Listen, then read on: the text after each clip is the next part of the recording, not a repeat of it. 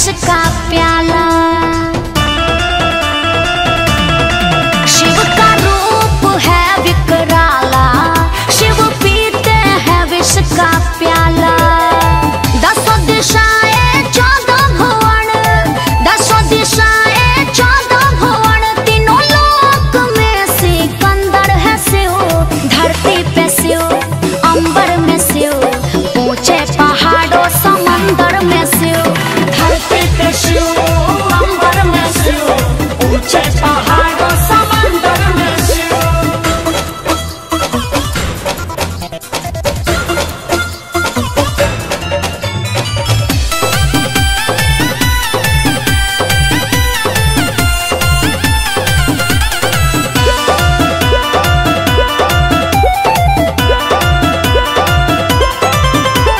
शिव बसते हैं काशी में, शिव बसते हैं देवघर में। शिव में है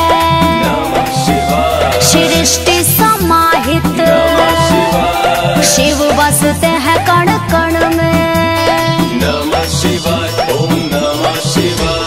शिव बसते हैं काशी में, शिव बसते हैं देवघर में। शिव में है सृष्टि समाहित, शिव बसते हैं कण कण में। शिव अनादिकाल शिव है नश्वर, शिव अनादिकाल शिव है नश्वर, सबके अंदर में है शिव।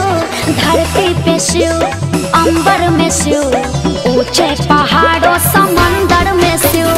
धरती पे शिव, अंबर में शिव, ऊंचे पहाड़ों समंदर में शिव। महादेव महादेव।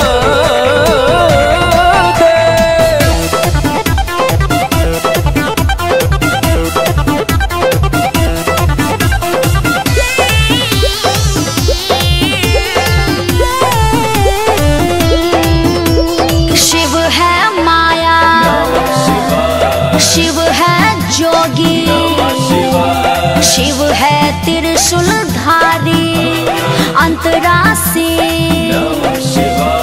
अर्जुन शर्मा शिव के है ये पुजारी।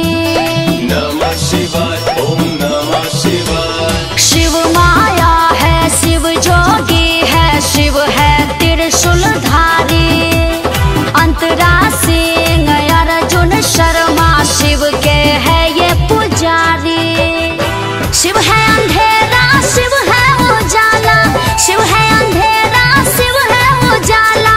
दिन के 8 पहर में शिव, धरती पे शिव, अंबर में शिव, ऊंचे पहाड़